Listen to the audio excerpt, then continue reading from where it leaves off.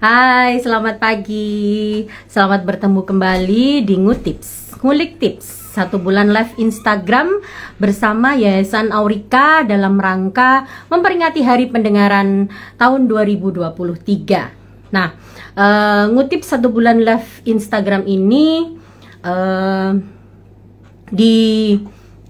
didukung oleh Perhati KL cabang Yogyakarta dan Jawa Tengah, Universitas Gadjah Mada Yogyakarta, Universitas Airlangga Surabaya, Universitas Surabaya, Rumah Siput Indonesia, Gema Learning Center, Sekolah Baruku, Sekolah Aluna Sonova, Middle Indonesia, Cochlear, Kasum Hearing Center, Perhati KL cabang Jatim Utara, dan bincang dengan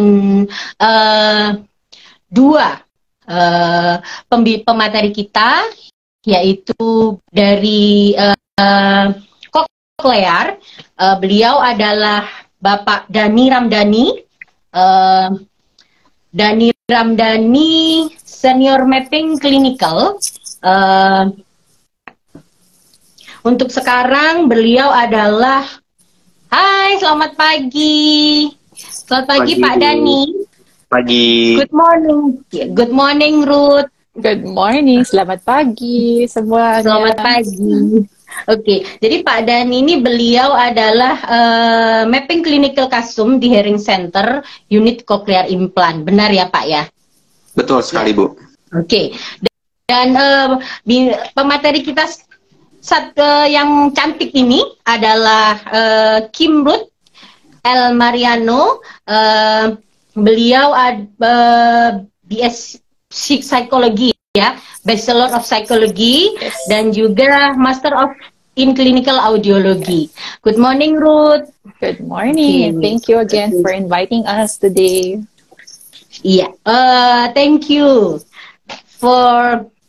terima kasih sudah mau hadir pada acara kami gitu. Mohon maaf bahasa Inggrisnya begini gitu.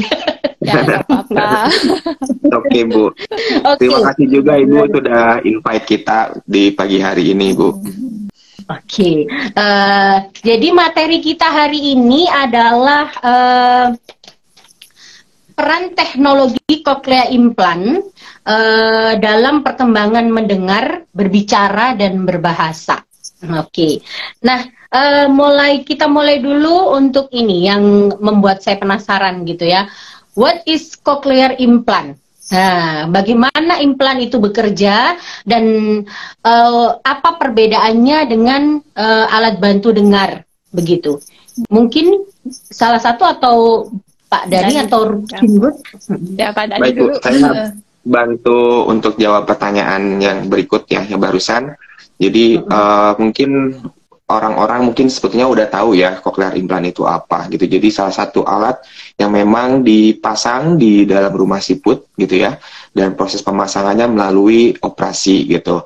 Nah, alat bantu untuk implan ini memang kompleks gitu ya, karena memang terdiri dari 2 komponen gitu ya, terdiri dari eksternal yang biasa kita sebut sound processor, dan juga ada internal tadi yang dipasang di dalam rumah siput gitu ya. Nah, dia disebut kompleks karena memang mulai menerima suara dari luar gitu ya, mengirimkan sinyal secara teknisnya gitu ya, merubah sinyal akustik tadi menjadi sinyal digital.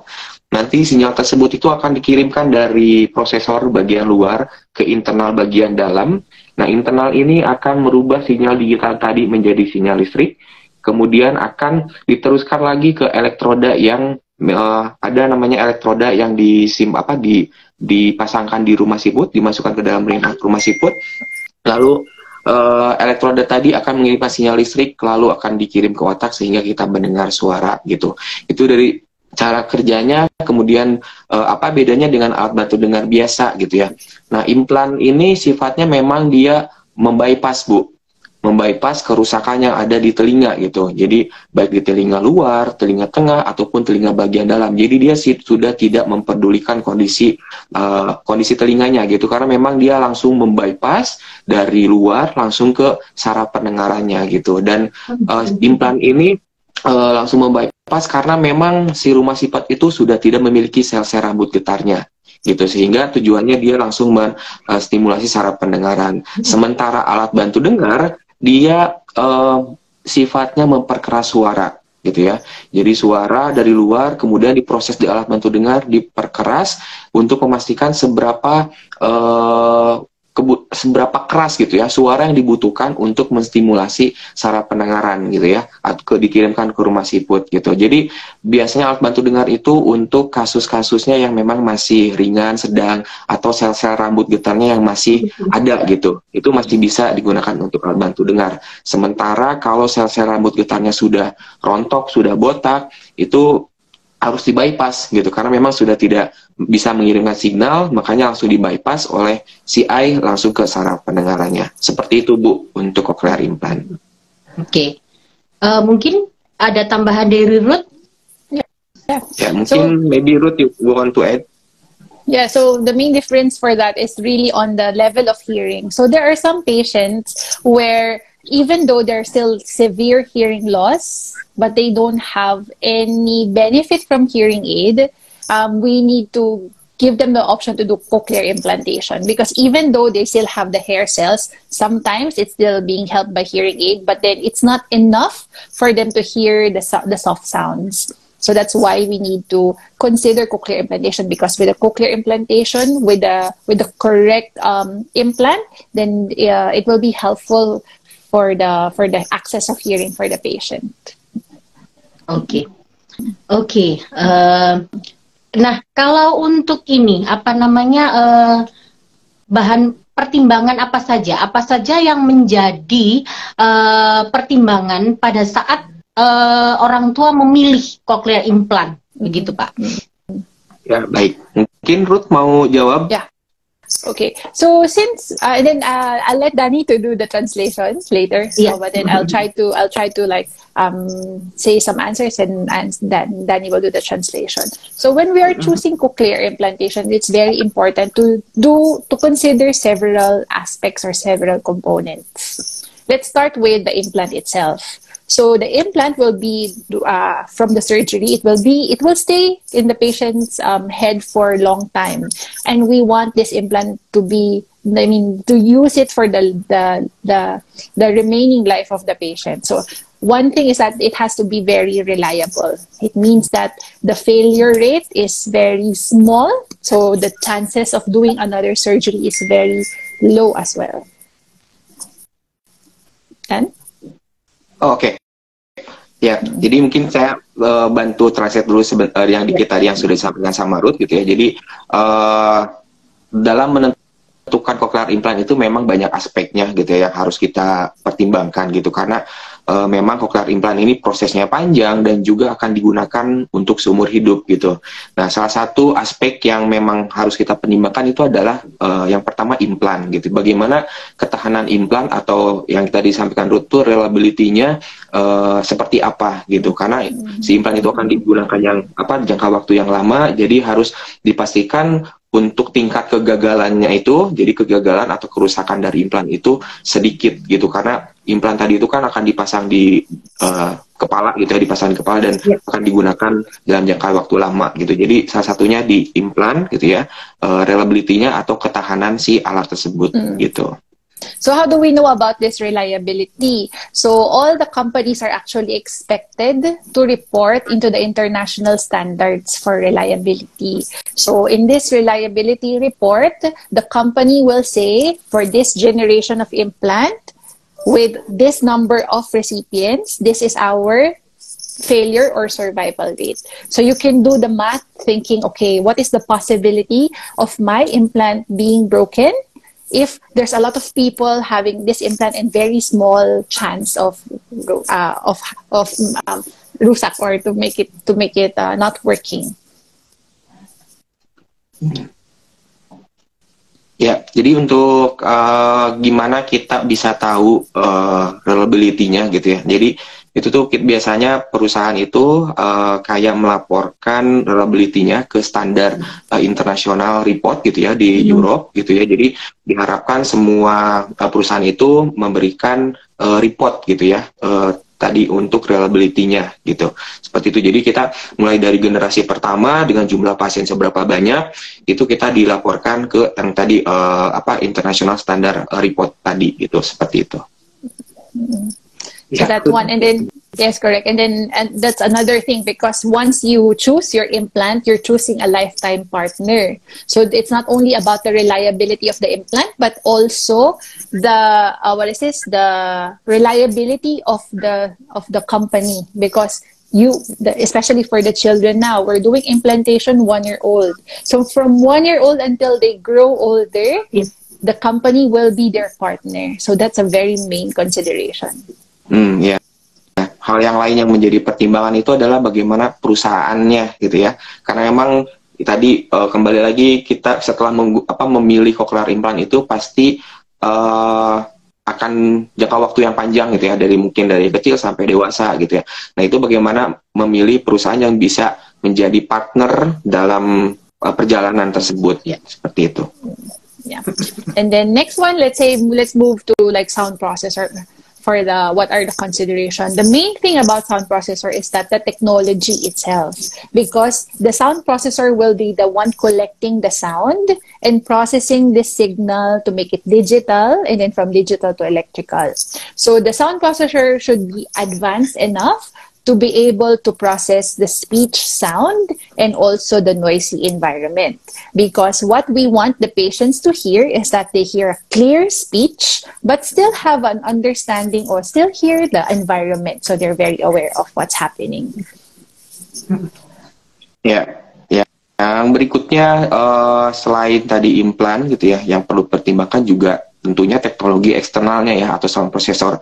Bagaimana teknologi sound processor ini memiliki fitur atau teknologi yang cukup advance gitu ya, sehingga bisa memastikan suara speech yang mau didengar, dan juga ketika di situasi yang sangat bising bagaimana dia mereduksi noise tersebut gitu. Karena kita pengen memastikan bahwa si anak ini bisa mendengar di berbagai situasi gitu ya, baik itu suara speech gitu ya, memang mau didengar, dan juga suara noise yang akan diredam seperti itu.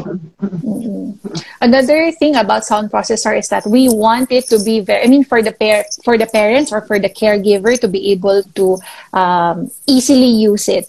Because again, we are using this every day for the whole lifetime. So the technology also that comes with like how to take care of the sound processor, or how to know if the sound processor is working, it should be there. So there's a lot of technologies now, like smart application, or like with the feature inside the sound processor. It's gonna be so helpful for the parents. Ya, selain itu juga fitur lain yang memang perlu kita perhatikan di sound processor itu bagaimana orang tua itu mudah dalam menggunakan sound prosesornya gitu ya. Bagaimana ngecek status prosesor gitu, karena di sound processor punya cochlear itu ada aplikasi gitu yang bisa melihat bagaimana kondisi alatnya, ngecek status prosesornya gitu ya, ngecek baterai gitu. Jadi aplikasi tersebut sangat bisa membantu untuk orang tua gitu. Itu juga beberapa hal atau banyak fitur di sound processor itu yang menjadi pertimbangan dalam memilih sound processor. So, yeah. Maybe we do that because I think we have a lot of questions as well, right? And then we can explain more about the technology that will help. But then I feel that if we're just gonna choose like one-in-one for each of the component, that is reliability and also the technology. Okay. Ya, mungkin paling Bu saya nambahin lagi gitu ya, tadi selain mungkin implan ataupun sound processor gitu ya, jadi hal lain yang perlu dipertimbangkan oleh orang tua itu bagaimana after sales-nya Bu. Yes, gitu. correct. Jadi bagaimana support dari cochlear gitu, kita sudah pasang implan, nanti bagaimana kalau misalkan alatnya bermasalah gitu ya, kemudian bagaimana ya after sales-nya ya, jadi tetap dapat support dari Kasum ataupun cochlear gitu dari perusahaannya gitu ya, kemudian juga bagaimana habilitasinya, kira itu yang paling penting gitu. Jadi bagaimana si perusahaan tersebut menyediakan tempat untuk berhabilitasi, untuk terapinya ataupun untuk mappingnya, seperti itu. Oke. Nah, kalau kalau kan kita ini kan kasum gitu ya, kasum cochlear. Nah, kalau untuk di kasum saat ini cochlear implannya itu tersedia ada tipe apa saja, Pak? Baik. Untuk di kasum itu untuk cochlear implant brandnya dari Cochlear ya, dari Australia. Kemudian kita tahu bahwa kondisi keuangan orang tua itu berbeda ya Bu ya. Ada yang kelasnya menengah ke atas gitu ya. Nah untuk itu juga Cochlear memberikan beberapa pilihan gitu berdasarkan dengan kelasnya. Ada di premium sama juga dengan ada yang basic. Nah untuk premium itu ada teknologi model of the air gitu ya, atau yang langsung nempel di sini yang kita sebut dengan Kanso 2. Kemudian juga ada model belakang telinga yang masih nyantol di kuping gitu, itu ada N7 itu yang di premium. Kemudian untuk yang di basicnya itu ada N7S gitu, jadi masih model belakang telinga dicantolin di sini ya, itu dimana meskipun basic tapi teknologinya seperti teknologi premium gitu. Gitu. Dan N7S ini baru launching di Indonesia di awal tahun ini gitu ya, ditempatkan di basic gitu, tapi dengan fitur dan teknologi yang kurang lebih tidak jauh beda dengan premium gitu. Oke. Nah, kalau kelebihan dari teknologi Cochlear sendiri itu apa ya Pak ya? Kan tadi dari berbagai macam ini, kelebihannya apa ya Pak ya kalau untuk dari teknologi Cochlear? Ruth mau jawab? Yeah, okay. So one thing that we are really proud about Cochlear is that we are the front runner in terms of technology. So most of our profit actually goes to the research and development, because for us we believe that we should let the patients hear now and always. So that means that most of the technology that we are doing should be helpful for the patients, the existing patients, and also the future patients that we will be doing. So I'll let Daddy translate and then I'll add more. Yeah. Ya, oke. Jadi sorry tadi saya agak lost sih sebetulnya. Yeah, the research and development dan the technology. Jadi Cochlear itu memang selalu menjadi pionir gitu ya, yang terdepan terkait dengan teknologi, mulai dari teknologi dalam proses pengembangan bahasa mendengar berbicara gitu ya. Jadi selalu yang paling di depan gitu ya. Jadi ada teknologi sorry again Ruth. Okay, yeah, sure. So like for Cochlear, the real advantage of Cochlear is that the investment that we do for the research and development, because for us we believe that we should always give the best to the recipients, not only for the new recipients but also for the older recipients. So our tagline is actually here now and always, meaning we really work hard to make sure that the technology, let's say for example, one patient that we had implanted year 2000. So now he's using it for 23 years. So we make sure that even he is an old patient, he will still be using the best technology today. So that's one of the advantages of. Yeah. Danny? Okay, I think Hang? Oke.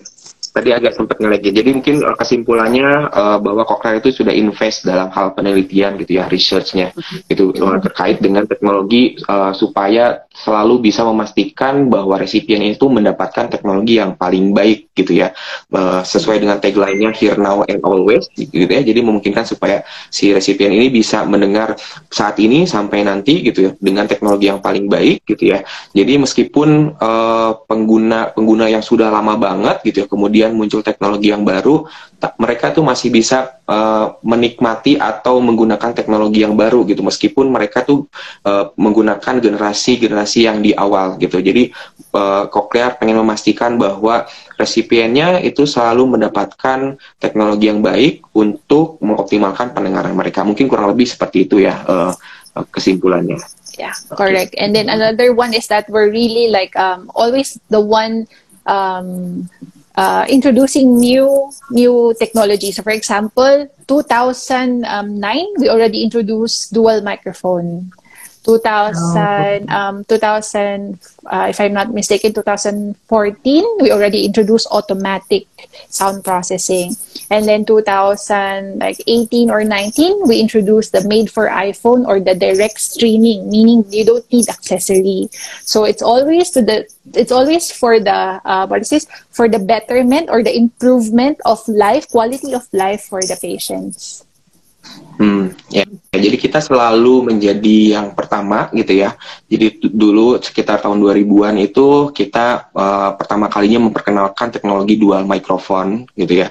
Kemudian sekitar tahun 2015 kita pertama kali memperkenalkan teknologi yang otomatis bisa menyesuaikan dengan lingkungan gitu ya.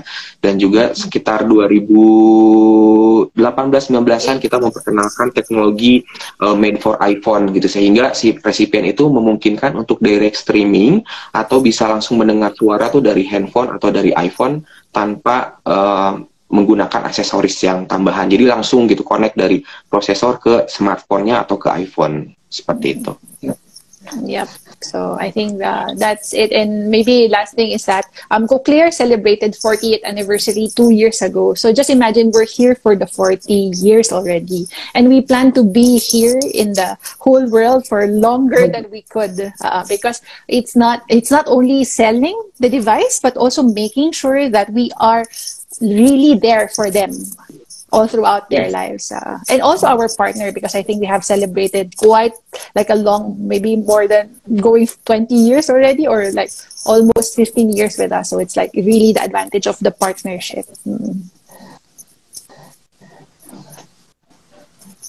Yep. We're okay not to translate that. Oke.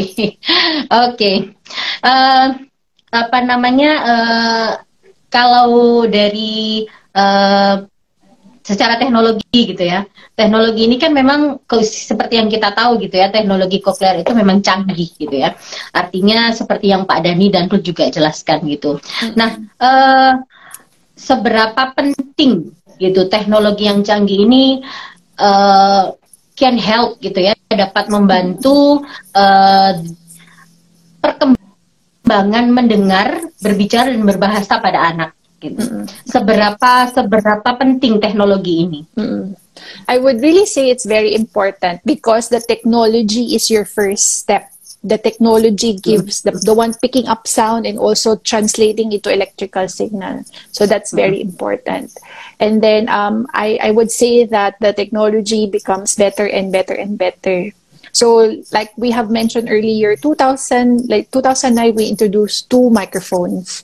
So having 2 microphones is very important, because it can help the sound processor to identify what is speech and what is noise.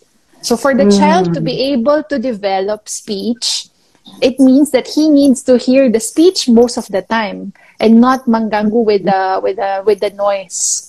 So that's why we have developed 2 to start with. There's like 2 microphones, and then then you want me to pause first before I move, or I can continue? Ya, sedikit mungkin kesimpulannya gitu ya. Jadi pemilihan teknologi itu memang penting banget gitu ya, karena memang teknologi itu yang memang yang pertama bagaimana kita itu atau si pengguna itu memproses suara gitu ya.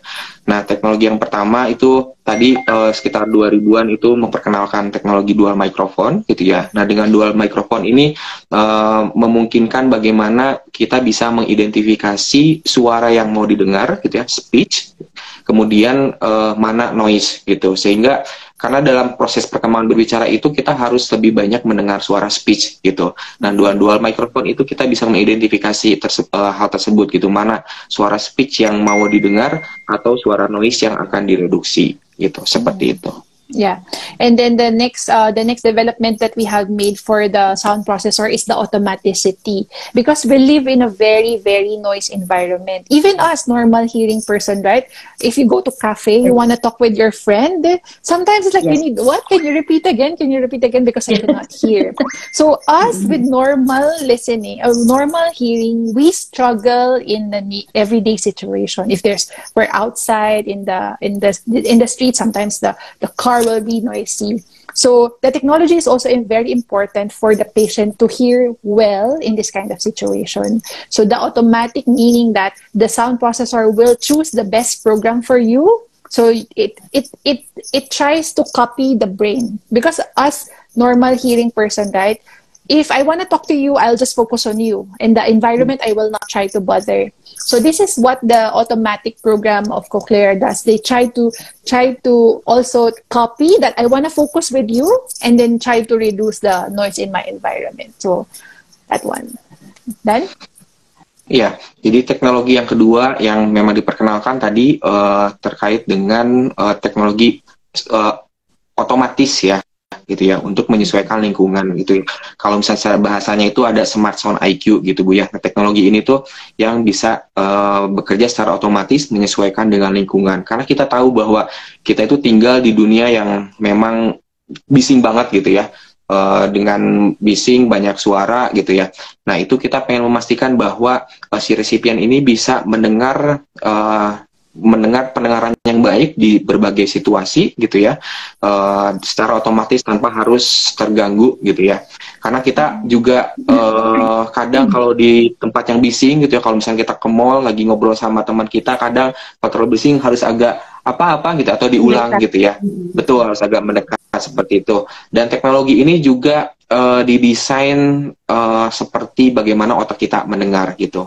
Kalau kita misalkan lagi di tempat yang bising, kita bisa langsung fokus suara yang ingin kita dengar tanpa terganggu dengan noise gitu. Nah, teknologi ini juga seperti itu gitu. Jadi memprioritaskan suara speech yang akan didengar secara otomatis dan reduksi noise yang memang mengganggu, seperti itu. And then probably because I know that most of our audience are parents, right? So it's also very important for them to know, okay, how do I make sure that my child is hearing enough speech? Because speech is very important for the speech and language development. So that's why we said like technology is very important, because it also gives us information. So I just want to share with you like one features of the application showing that how many time in speech is my child exposed to. So for example, I hope you can see here, right? So this is like a hearing tracker. So it shows you in one day how many hours my child is hearing speech. So if I know, this is like application, or we can find in Play Store or something. Yes, correct. It's both for Android and for iOS. So it will tell you. It will tell you like it's available for all the devices. So it will tell you, for example, this part here. It's only 2 hours of speech in one day, and we know that it's not enough. We need to give more stimulation. We need to talk to patients. So it helps. I mean, this guide, especially for parents. Okay, if for example in 1 week it's very low speech. So the parents will say, okay, what else can I do? Who else can I say? Okay, you need to talk, or like, what activity can I do at home? So it's really helpful. It's helpful for the parents to plan or to make sure that I'm doing the best for my child. Ya, jadi teknologi berikutnya yang memang menjadi teknologi paling penting gitu, karena kadang kita sebagai orang tua pengen tahu sudah seberapa sering kita ngajak ngobrol atau berbicara kepada anak gitu ya. Nah, dengan Cochlear ini ada tadi disebutkan Nucleus Smart App gitu, itu bisa di-download di aplikasi atau baik di Play Store ataupun di App Store. Jadi bisa Android ataupun untuk produk Apple, yang bisa memberikan informasi seberapa banyak atau seberapa sering kita ngajak ngobrol terhadap anak gitu, karena perharinya gitu kita bisa monitor gitu. Kalau misalnya tadi disebutkan 1 hari 2 jam, aduh itu kayaknya nggak cukup gitu ya, karena salah satu peranan yang supaya anak itu bisa berkembang bahasanya, kita harus banyak berbicara gitu. Nah, dengan aplikasi ini kita bisa langsung monitor orang tua karena di teknologi yang sebelumnya, orang tua kalau mau melihat aplikasi data logging tersebut gitu ya, mereka harus datang ke Kasum gitu Bu, sebelumnya itu datang ke Kasum, terus harus dihubungkan prosesornya baru bisa menarik data. Nah, dengan aplikasi ini gitu ya, di teknologi yang terbaru di produk yang baru itu orang tua bisa langsung akses monitor terkait dengan hearing tracker tadi atau data logging tadi. Jadi bisa langsung dia monitor per harian, dia juga bisa set perharinya mau berapa jam gitu, ya ada targetnya gitu. Kayak jam itu ya olahraga itu kita bisa tahu nih bisa bikin target satu harinya 2 jam atau 3 jam gitu. Karena kadang anak dititipkan ke mbaknya gitu ya, ke nenek kakeknya, kita nggak tahu nih mereka tuh di rumah seperti apa gitu. Nah orang tua bisa monitor itu gitu, jadi kita bisa lihat setiap sore kita buka, oh hari ini mereka sudah cukup mengajak berbicara atau belum gitu ya. Nah itu bisa langsung monitor itu, seperti itu. Oke, berarti ini ya Pak ya, beda dengan pemakaian ya Pak ya. Misalnya kan ada berapa jam dia memakai, he use the implant, or ini beda nggak dengan itu? Berbeda ya? Ya, go ahead. Jadi sebetulnya di aplikasi juga ada informasi tersebut Bu. Jadi seberapa jam pemakaian, kemudian tadi ada seberapa speech yang expose-nya gitu ya. Di data tersebut itu ada gitu. Jadi ada informasi juga seberapa jam anaknya pakai gitu ya. Kita juga bisa monitor. Itu di aplikasi tersebut kita bisa narik data tersebut. Oke, wow, amazing. Jadi kita bisa download di Play Store ya. Kita bisa tahu berapa jam anak itu pakai, berapa jam anak itu bisa distimulasi gitu ya. Dari betul. Jadi kita bisa monitor Bu, apakah memang kita sudah cukup banyak berbicara sama anak atau enggak. Karena kalau misalnya tanpa itu kita nggak tahu nih, kita tuh udah ngobrol tapi apakah udah cukup atau belum, kita nggak tahu gitu ya. Seberapa jamnya kita nggak tahu. Nah dengan aplikasi tadi gitu ya, itu membantu banget orang tua gitu untuk monitoring bicaranya udah seberapa banyak gitu. Yeah, and one thing about it is that I just want to share, because maybe some of our audience would say, okay, then I always need to go to my wife, or I need to check with my husband's phone. So this application is actually you can pair it to 5 cell phones, so the family members can see this every day. Okay. Ya, jadi bisa dikonekin ke 5 handphone gitu Bu. Jadi bisa ayahnya, bisa ibunya, bisa mbaknya gitu ya, atau bisa kakaknya atau kakeknya gitu ya. Itu bisa connect ke 5 handphone. Oke. Nah, luar biasa. Sudah canggih sekarang ya. Yes, it is. And it gets more exciting because we don't know what else is the future development in the future, right? So yes. Nah, tentang ini tadi background noise gitu ya. Background noise itu kan berarti lingkungan yang benar-benar bising gitu. Nah, salah satunya pasti kalau untuk anak-anak selain lingkungan yang memang dia sehari-hari, salah satunya pasti sekolah gitu kan ya. Sekolah itu juga lingkungan yang sangat bising. Jadi bagaimana caranya orang tua memastikan bahwa anak-anaknya ini dengar dengan baik di sekolah, begitu, karena kan di sekolah mereka belajar, mereka harus mendengarkan gurunya, tapi di lingkungannya kan juga ada teman-temannya gitu ya, yang kadang teriak, kadang mereka juga nangis gitu kalau anaknya masih kecil gitu. Bagaimana dengan itu? Bagaimana orang tua bisa memastikan itu? Baik, terus sebetulnya tadi udah kita bahas sih Bu. Jadi bagaimana kita bisa memastikan bahwa anaknya mendengar gitu ya, kemudian di lingkungan seperti apa gitu. Sebenarnya tadi yang pertama bisa kita monitoring dengan aplikasi tadi Bu gitu ya. Jadi dengan Nucleus Smart Hub itu kita bisa melihat kondisi alatnya gitu ya. Jadi kalau misalnya lihat di layar yang Ruth tunjukkan itu ada sound processor, kemudian gambar checklist, itu menandakan bahwa si sound processor itu berfungsi dengan baik dan menangkap suara gitu. Jadi kita tahu kalau misalkan alatnya kondisinya normal. Lalu di aplikasi juga kita bisa melihat status baterai gitu ya. Berapa banyak lagi level baterainya gitu. Jadi kita supaya juga aman gitu ya. Guru juga mungkin bisa melihat status baterainya masih banyak, masih full gitu ya. Kita bisa melihat. Lalu juga ada yang bulat, itu yang di aplikasi juga itu menunjukkan level pendengarannya gitu. Jadi kita juga bisa melihat level suara yang kita ucapkan itu, apakah suara soft, suaranya sedang, atau suaranya terlalu keras gitu. Jadi kalau misalkan itu nanti akan bergerak tuh si yang lingkaran itu, kalau misalkan dia ada di belakangnya berarti suaranya soft gitu. Tapi kalau misalnya masuk ke area hijau, artinya suaranya sudah cukup keras dan nyaman gitu. Sementara kalau misalnya terlalu ke depan, dia suaranya terlalu keras gitu. Nah, kita bisa monitoring itu gitu. Dan selain dari aplikasi juga sebetulnya ada lampu indikator di sound prosesornya yang menunjukkan bahwa alat itu berfungsi gitu ya. Kalau misalkan biasanya kalau di alat kita tuh lampu indikatornya hijau, nah itu menandakan alatnya berfungsi. Kalau misalkan lampu indikatornya orange, itu menandakan ada masalah gitu ya, baik itu di baterainya atau di sound processor atau di kabelnya. Gitu. Yeah, and then you can also say then probably on this side, the program, right?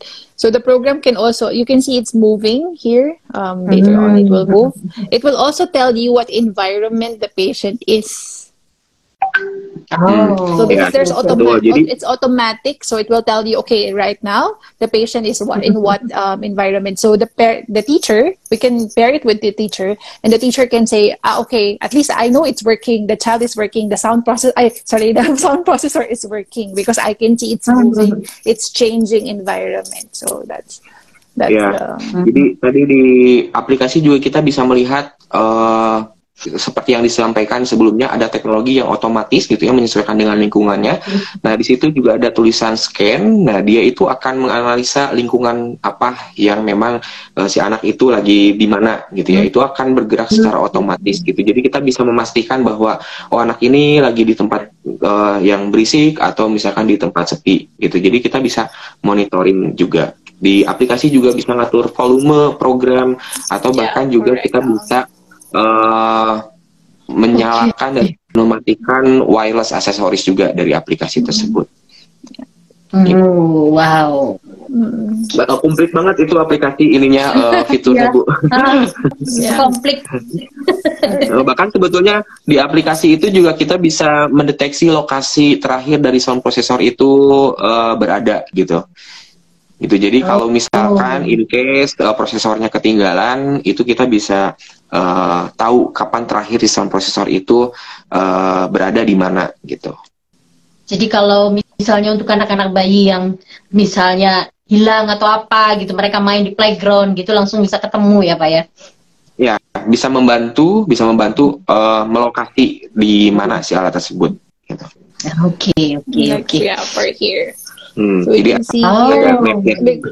so now I'm in Manila, so it tells you exactly where the sound processor is there.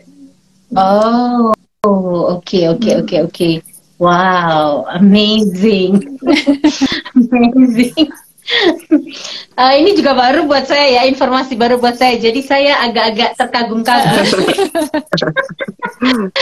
Ya, karena teknologi ini memang baru dikenalkan di prosesor N7 Bu. Di N7 di tahun 2019-an. Itu untuk pertama kalinya sound processor bisa terhubung dengan aplikasi. Oke, baik. Wow, pengetahuan baru buat saya. Yeah, and like now the one available in Indonesia, even it's basic, it already has some access to the Nucleus Smart application. So because we know it's very important for the parents, so that's why no matter what your capacity is, it's gonna be available for you. Ya, jadi pokoknya di semua prosesor yang basic ataupun premium untuk aplikasi ini sudah tersedia gitu. Sebelumnya yang basic itu Bu nggak punya dia aplikasi gitu. Nah, karena kita tahu aplikasi itu penting gitu ya, sehingga Cochlear membuat teknologi yang baru, N7S tadi yang baru launching, dibekali dengan aplikasi tersebut. Oke. Wow. Nah, kalau itu kan tadi ini ya tentang satu aplikasi yang memang wow gitu ya, amazing. Saya juga baru tahu ini pengetahuan baru buat saya. Nah, kalau untuk aksesoris gitu Pak, aksesoris terbaru yang bisa membantu anak-anak itu mendapatkan akses gitu ya, mendengar dengan lebih baik di suara bising, ada nggak aksesorisnya Pak? Oh, tentu ada Bu. Jadi di negara berkembang itu biasanya mereka kan mengembangkan sudah ada yang terkenal dengan FM system Bu ya, yang bisa membantu mendengar di kondisi bising terutama di sekolah gitu ya atau di kelas gitu.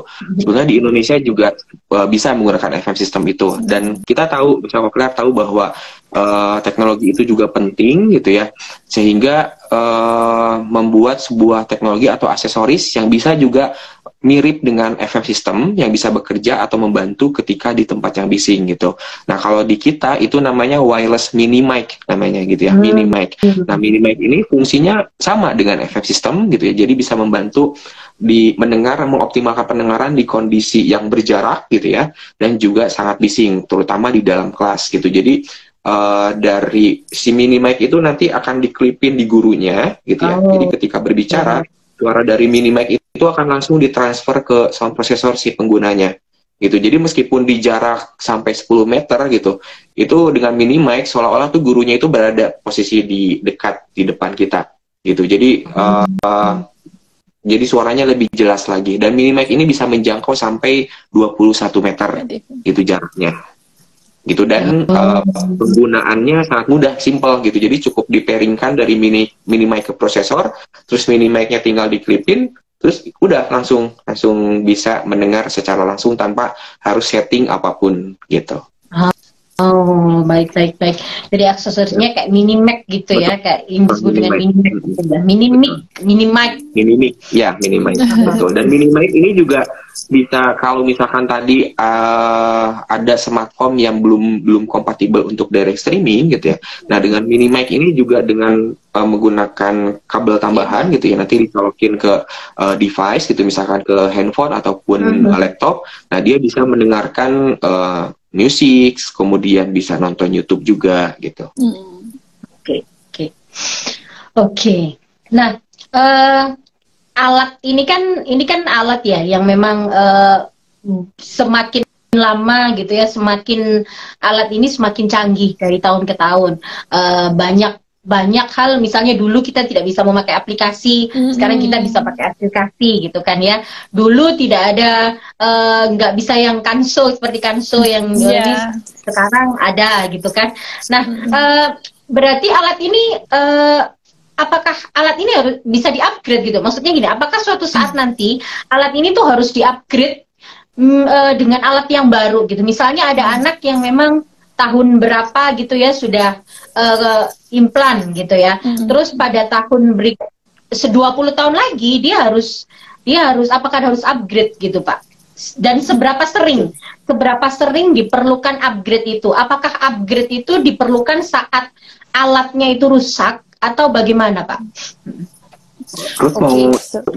Yeah, sure. So I think it's very important that we really establish like what component should we upgrade. So I know that one of the major concerns of the parents is that should we upgrade the implant inside, right? Because that is the one that do surgery and everything. So for us Cochlear, we hope that you don't have to change your implant. That's why for us the reliability is very important, that we to make sure that we improve our reliability for the implant so that you will use the implant for a long time. Sorry, I just want to say that we have one audience here, Kevin.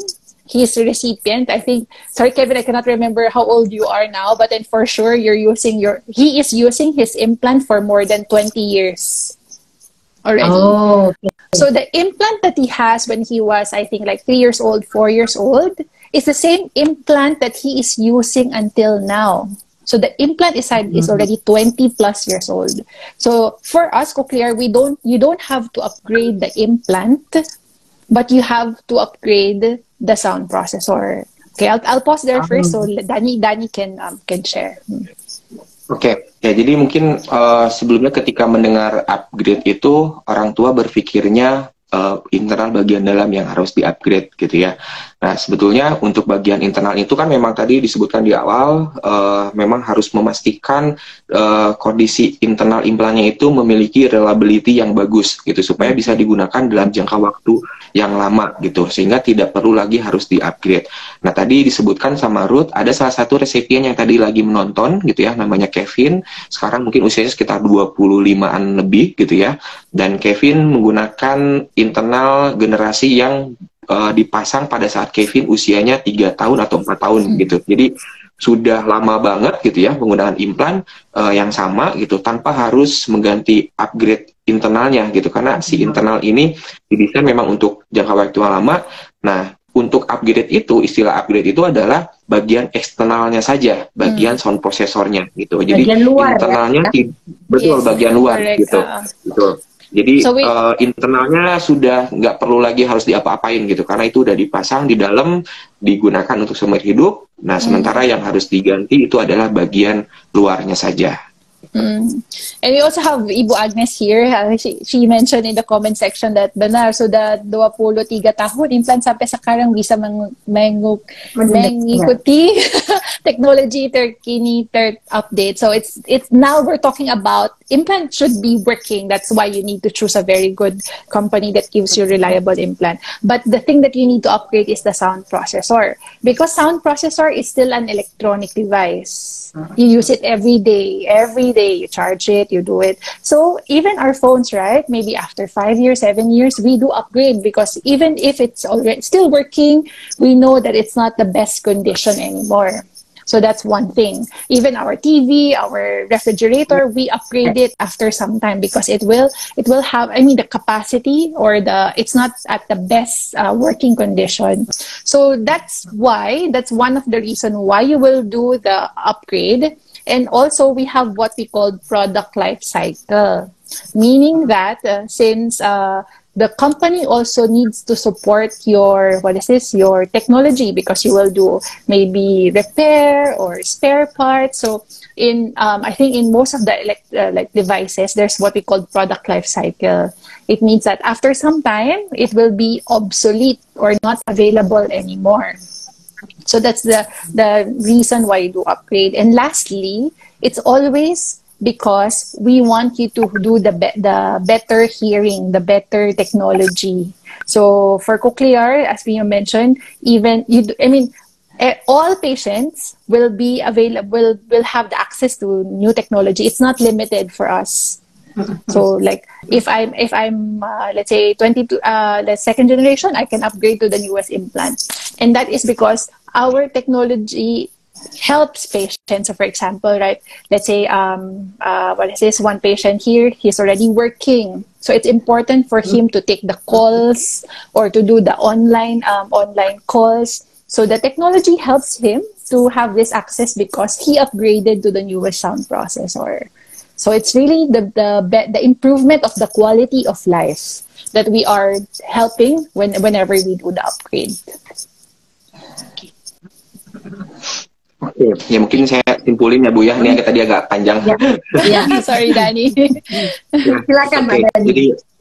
Jadi ya tadi yang pertama sekali lagi kita mesti memastikan kondisi internal implan yang dipasang itu memiliki good durability gitu ya, sehingga kita udah nggak perlu ngapa-ngapain lagi gitu ya.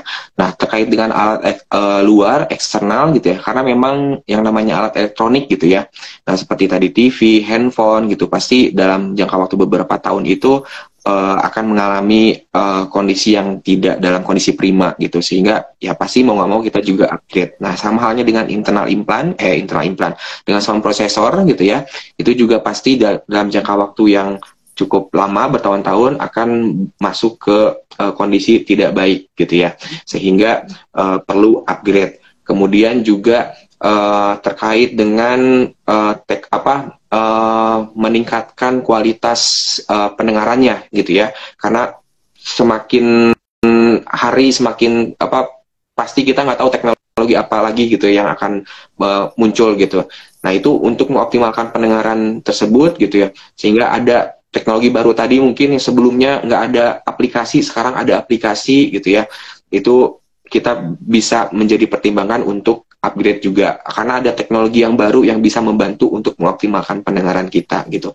Dan ada juga akan ada fase yang namanya tadi life cycle gitu ya, atau mungkin yang biasa kita dengan discontinue gitu, karena mungkin penggunanya yang dulu bisa ratusan gitu ya, terus juga berkurang karena banyak yang upgrade sehingga memasuki ke fase itu, fase discontinue, sehingga tidak lagi bisa untuk diproses persediaan spare part ataupun servis. Nah, itu juga menjadi pertimbangan untuk upgrade gitu. Yang paling penting itu sebetulnya lebih ke meningkatkan kualitas hidupnya sih sebetulnya gitu. Karena tadi mungkin waktu zaman sekolah kebutuhannya A gitu, ketika sudah bekerja gitu kebutuhannya berbeda lagi gitu, dengan tantangan mendengar yang lebih kompleks lagi gitu ya. Kondisi dia harus meeting, dia harus presentasi gitu, harus rapat gitu ya. Itu juga bisa dioptimalkan dengan teknologi yang baru gitu. Seperti itu ya.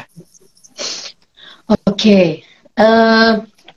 Berarti upgrade ini upgrade internal eksternalnya ya Pak, dalam luarnya ya, luarnya prosesornya gitu ya. Ada nggak yang pernah upgrade internal Pak karena kasus tertentu? Oke, kalau sepengalaman saya yang harus upgrade internal itu nggak pernah Bu. Gitu. Jadi karena memang meskipun dari generasi pertama gitu ya, itu pasti akan kompatibel dengan teknologi eksternal yang paling baru. Jadi pengalaman saya tuh belum atau mungkin Ruth, is there any experience that we need to upgrade the internal implant because of the some case maybe? I think for most of the recipient, there's no case that was really okay. And even professionals will say, okay, upgrade your implant. No, I mean, for us, we never say that, okay, you need to upgrade implant. But I think I know one case, but this is already like adult patient, like an old generation, the first generation patient. So what they do is that the patient decides he wants a new implant. Because the implant, because it's like the first generation, right? So he just wants a better battery and also easier compatibility. Easier compatibility in the future. Because we said that even our first generation implant will have access to the new implant, but then sometimes they just need to wait maybe 1 year before it's available for them. But since he is like always, I want the best one, I always want the best one, he's the one who decide, I want a new implant. So even the surgeon said, are you sure? Because your implant is still working. But then this patient just wants the best, the patient just wants the best implant and also the best sound processor. So that's the only case that I know. But then others, they're working. And later on, I think we have a discussion about mapping. So mapping will also tell us what is the status of the implant. So, yep. Okay. Yeah. I think we're okay there. Oke, maybe saya summary aja dikit ya. Jadi sebetulnya dengan case yang tadi ditanyakan, dokter pun sebetulnya tidak begitu merekomendasikan, ataupun dari Cochlear tidak begitu merekomendasikan untuk ganti internal. Tapi ini ada satu pasien yang memang dia menggunakan implan generasi pertama gitu. Memang walaupun generasi pertama itu bisa upgrade juga kompatibel dengan teknologi yang baru, tapi kadang mereka tuh harus agak menunggu gitu Bu, nggak langsung seperti internal yang belakangan, yang generasi yang baru itu kalau misalnya ada teknologi baru mereka bisa langsung upgrade gitu ya. Nah untuk generasi pertama itu kadang mereka harus agak menunggu 1 atau 2 tahun baru kompatibel gitu. Dan pasien ini tuh tadi menggunakan generasi pertama, tapi dia pengen selalu up to date gitu. Begitu ada produk baru, teknologi baru, dia pengen langsung gitu. Sehingga dia memutuskan sendiri untuk ganti internalnya supaya dia bisa langsung ganti gitu, langsung kompatibel ketika ada teknologi baru. Bahkan dokter pun kayak benar ini kamu mau ganti internal gitu, padahal internalnya nggak ada masalah gitu. Nah, jadi dengan pertimbangan itu si resipien ini akhirnya memutuskan untuk ganti internal gitu. Oke, wow, amazing. Jadi memang harus diganti dengan eksternalnya gitu ya. External, correct. Nah, kalau apa yang harus dilakukan kalau sudah selesai implan, Pak? Maksudnya apa saja yang anak sudah selesai implan, apa saja yang harus dilakukan secara prosedural begitu? Prosedurnya apa setelah selesai implan ini? Okay. You can do it then. Good. I mean, at least I think maybe you can do it because I think Ya, sepertinya kita memang tahu ya bahwa setelah menggunakan implan itu bukan berarti masalah selesai gitu Bu. pasang implan terus selesai kita udah ngapa-ngapain itu. Justru ketika pasang implan itu adalah awal mulanya kita harus berjuang gitu ya. Karena memang tidak semata-mata dipasang implan untuk anak-anak bisa langsung berbicara gitu. Jadi setelah implan itu pasti dipastikan harus bisa komitmen gitu ya untuk melakukan habilitasi gitu ya. Habilitasi ini bisa terapi gitu ya atau AVT, auditory verbal therapy, atau dilakukan dengan mapping gitu ya. Nah dengan AVT itu memaksimalkan membantu orang tua gitu ya, guideline gitu, sebagai panduan bagaimana orang tua mengajarkan di rumah, karena penanganannya berbeda pasti gitu antara anak yang tanpa masalah pendengaran dengan anak yang memiliki pendengaran, itu pasti perlakuannya berbeda gitu. Kayak misalkan kalau anak yang normal gitu ya, kita sekali ngomong aja mereka udah langsung otaknya langsung mencerna, langsung memahami. Sementara untuk anak-anak yang menggunakan teknologi alat bantu dengar atau implan, kita harus berkali-kali gitu ya untuk istilahnya mengenalkan satu kata. Jadi ada istilah 1000 kata, kita harus mengulang 1000 kali baru satu kata gitu ya. Iya. Gitu. Jadi nah itu kadang ada kondisi tertentu yang memang orang tua harus mengerti bagaimana nih cara ngajarinya, yaitu dengan terapi atau AVT gitu. Yang tadi yang kedua mapping gitu ya. Jadi alat ini juga bukan berarti sudah dipasang, udah disetting paten, enggak gitu. Itu harus dilakukan penyetingan, disesuaikan frekuensinya, kebutuhan level pendengarannya, kebutuhannya disesuaikan. Jadi penting banget antara AVT dan mapping gitu.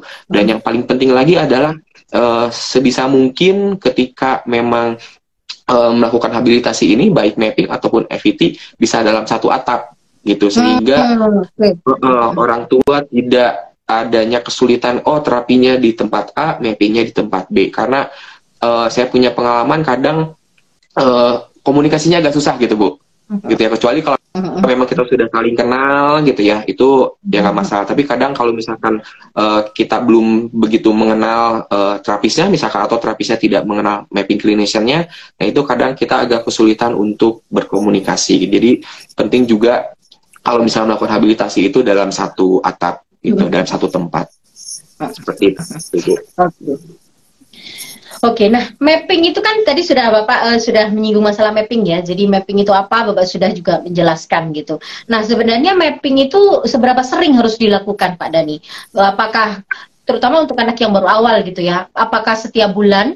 Apakah 6 bulan sekali? Seberapa sering mappingnya itu harus dilakukan? Supaya kita tahu bahwa anak ini memang sudah dengarnya dari mapping ini sudah bagus gitu, supaya dia mencapai mendengarnya maksimal begitu. Baik, biasanya untuk pemula ya, artinya dia baru menggunakan implan, itu biasanya satu tahun itu pasti mappingnya akan rutin gitu. Kalau misalkan di Kasum, ketika habis diaktifasi alatnya, itu biasanya kita ketemu lagi 2 minggu lagi. Jadi 2 minggu sekalinya 2 kali gitu ya. Ini dengan kondisi artinya settingan tersebut memberikan manfaat ya, artinya membaik gitu pendengarannya dan tidak ada masalah lain gitu. Jadi tadi bisa 2 minggu sekali 2 kali, kemudian sebulan sekalinya 2 kali, 3 bulan sekalinya 2 kali, lalu nanti 6 bulan sekali gitu. Itu jika tidak ada masalah. Tapi kalau misalkan ada masalah, artinya misalkan yang harusnya udah 3 bulan lagi, tapi dalam 1 bulan ada report dari terapisnya gitu, ini kayaknya settingannya malah menurun gitu, atau masih belum bisa mencapai targetnya. Nah kita nggak perlu menunggu 3 bulan, kita langsung segera lakukan mapping gitu sesuai kebutuhannya gitu. Setelah itu lalu bagaimana untuk anak-anak yang sudah bisa ngomong gitu ya, sudah artinya udah mempunyai level pendengar yang baik gitu.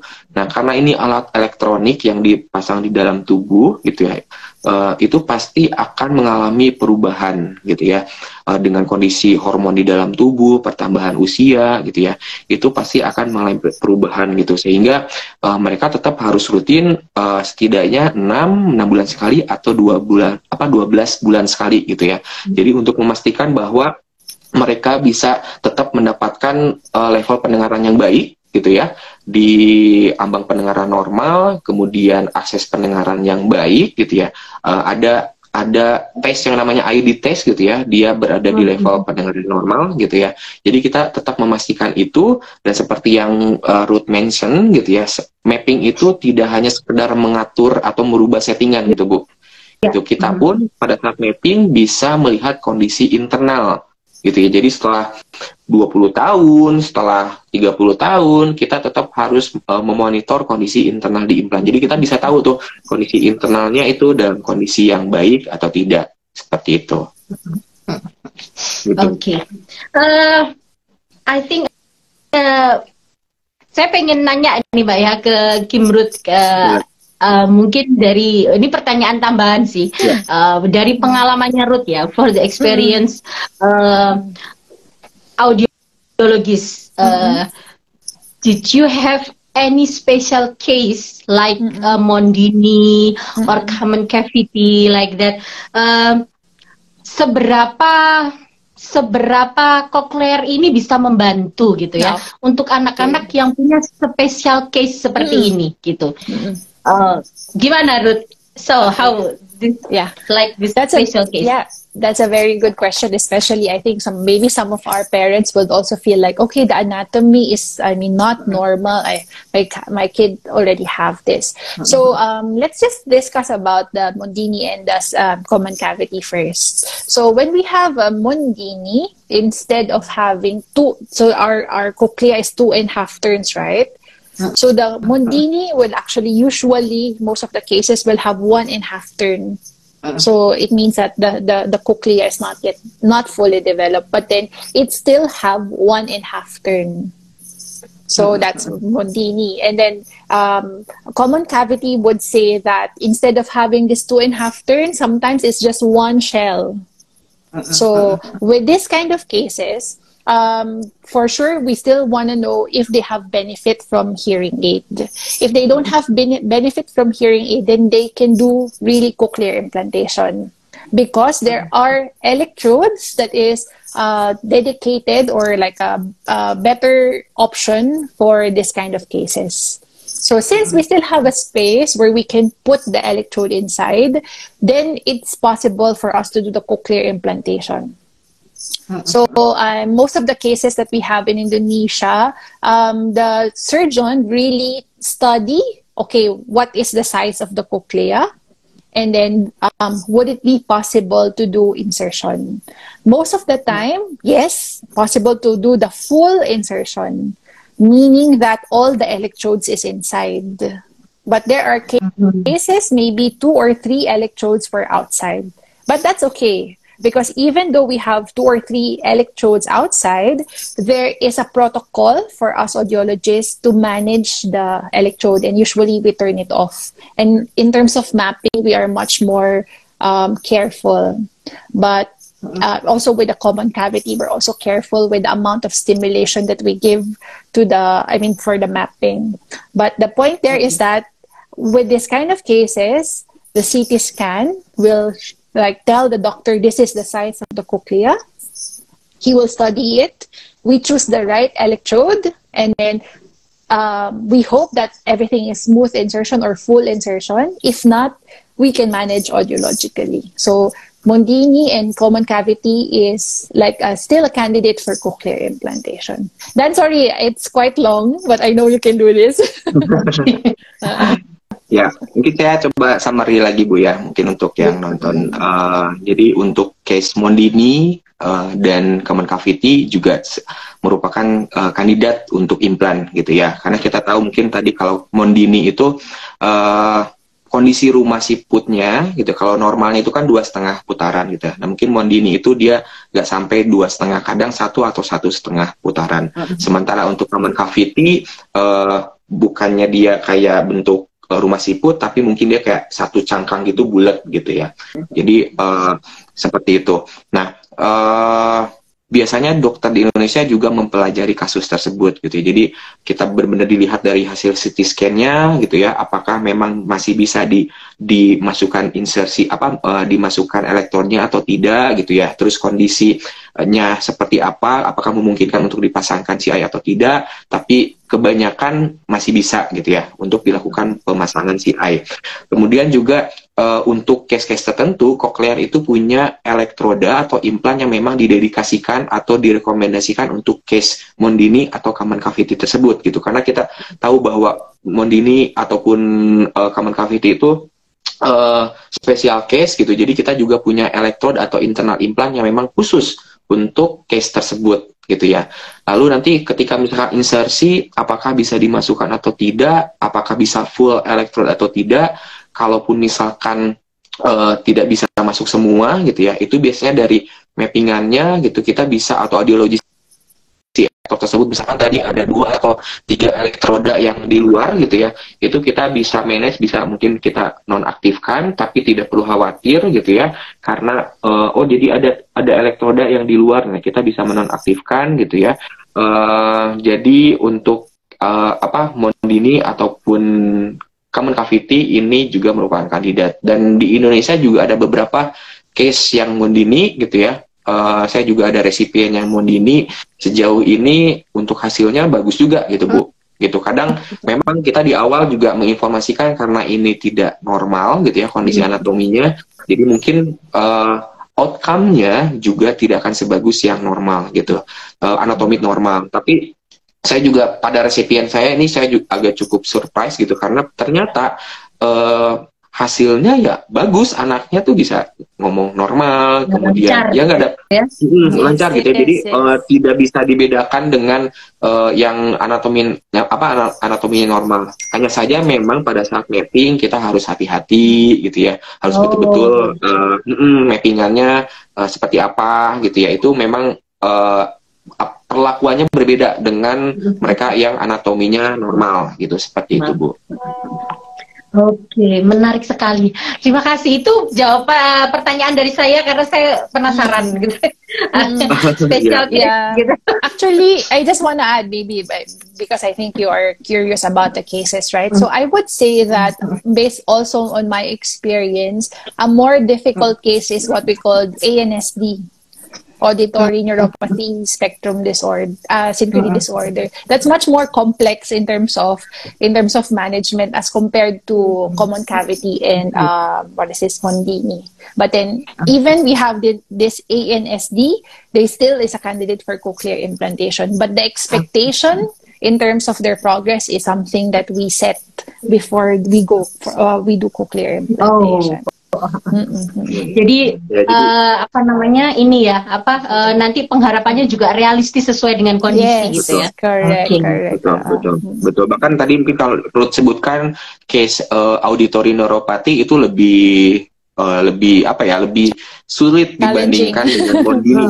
lebih tantangannya lebih besar gitu dibandingkan Mondini ataupun common cavity gitu, karena tadi ya harapan orang tuanya gitu ya, penanganannya jauh lebih kompleks lagi gitu ya untuk auditory neuropathy. Oke. Baik. Terima kasih. Hari ini menarik sekali. Sama-sama Bu. Tidak terasa Ibu udah 1 jam aja. Saya pengennya lanjut aja gitu. Nanya apa lagi nih, wah seru ini. We can do round 2. Okay, round 2. Oke. Yes, round 2. Oke, thank you buat Pak Dani dan juga Kim, thank you sudah mau untuk menghadiri acara kami. Semoga nanti kita ada waktu lagi untuk bisa ngobrol-ngobrol lagi dengan lebih dalam lagi tentang cochlear gitu ya, tentang kasus-kasus yang memang banyak di Indonesia gitu. Terima kasih semuanya yang sudah hadir. Kembali Bu, terima kasih sudah mengundang kita ya Bu. Philippines, maraming salamat po. Terima kasih. Oke, terima kasih Kim. Terima kasih Kim. Thank you very much. You're welcome. Anytime. Bye-bye. Terima kasih. Terima kasih banyak.